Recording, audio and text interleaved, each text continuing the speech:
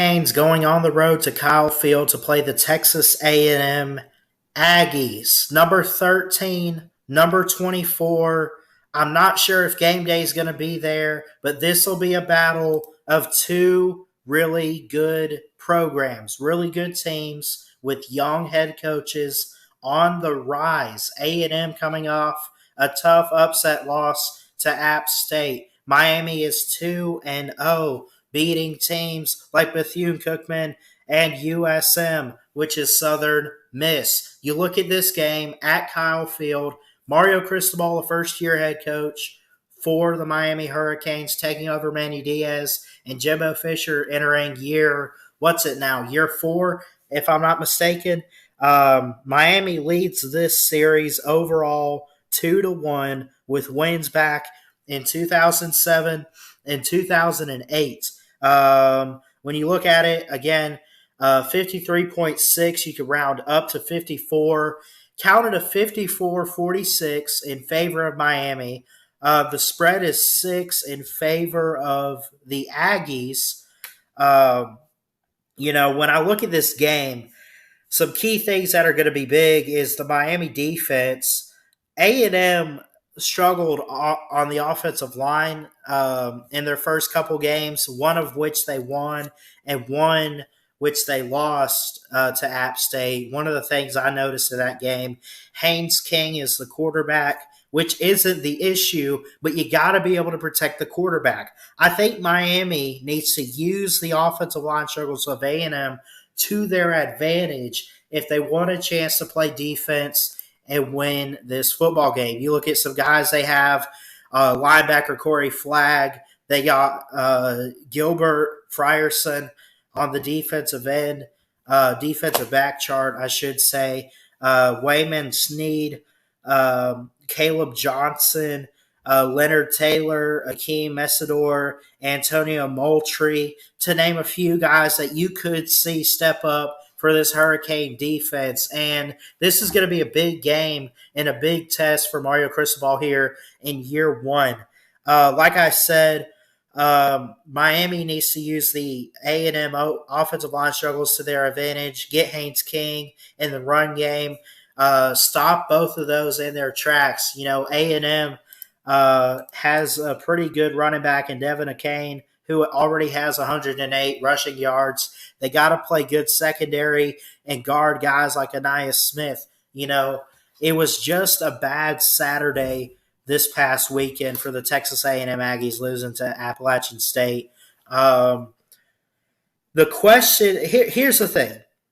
Will Miami handle the crowd? That's the question for Miami. Can they handle the crowd noise and the nighttime matchup at Kyle Field? Remember, A&M was unranked when they beat Alabama last year, and they pulled it off. And this is an Alabama team that won the SEC, made it to the playoffs, and was minutes away from possibly beating the Georgia Bulldogs in a national championship until a pick six. Again, App State won against A&M 17-14 on this past Saturday.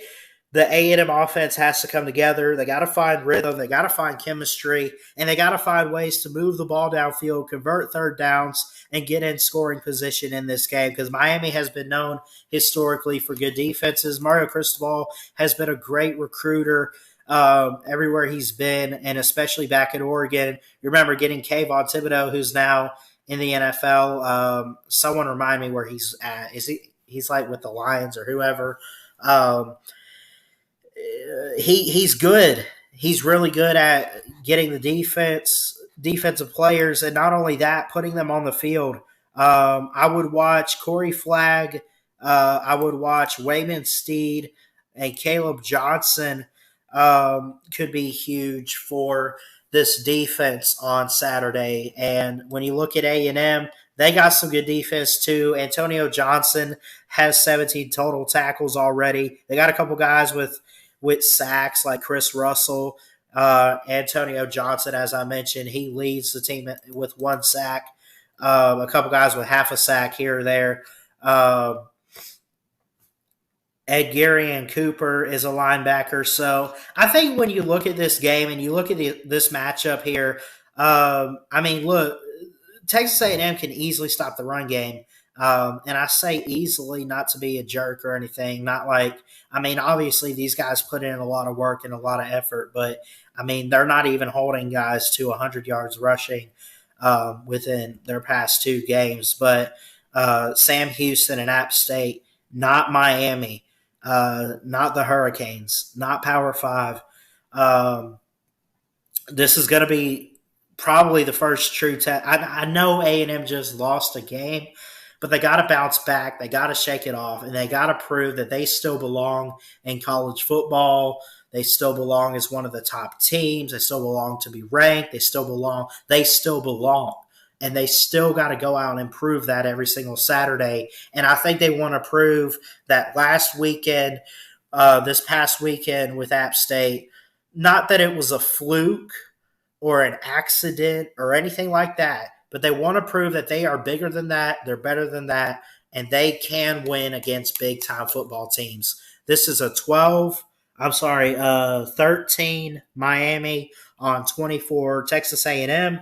I think for both of these offenses, because you're going up against good defenses, you got to play hurry-up tempo on the offense. Miami doesn't really have a deep threat receiver. A&M, they just need to find offensive chemistry, not talent. They just got to find that rhythm. They got to get it going. They've only in 2 games have scored 22 points. It's not even close. Miami is 2-0. They're top 15 right now, and they've scored 50 points on average per game, right? Like I said, will Miami handle the crowd? That's going to be a big question. Does the A&M offense come together after an App State loss where it was, by the way, 17-14? There was no offense. None of it. I agree with Hummus Hero in the chat. He says A&M needs to find a quarterback too. I mean, they got a 5-star in Haynes King. He's been the go-to guy. He's got 406 yards passing. They got Max Johnson at backup. They do kind of have to they do have to find a quarterback. They did pick up Connor Wegman out of their number 1 recruiting class as well. So he's a 5-star. Could he potentially see some time on the field this Saturday? I don't know. I think I would probably agree with Hummus Hero where they do need to find that leader for their offense.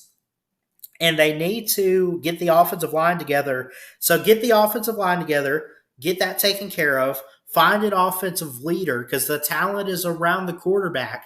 If they can find the offensive leader that can lead the offense and do it well and on a consistent basis, I think they have a chance this season and even in this Miami game. I'm excited for it. It's going to be a great game. I don't know what I'm going to go live for on Saturday. This would be the game. I am working, but I don't think I'll make it home in time to be live for this game. But I'll still predict it and keep an eye on it. I'll be able to at least watch the second half. But 53% for Miami to win, 46% A&M wins. We'll see. I'm going to say this. I'm very high on Miami, but I just have a weird feeling, and I'm going to say it's close.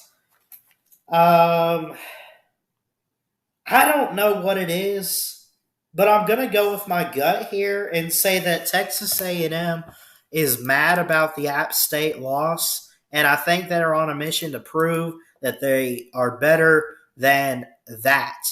I'm going to say the first to 30 could possibly win this game. I don't think it's a big shootout, and I don't think it's a super huge defensive battle.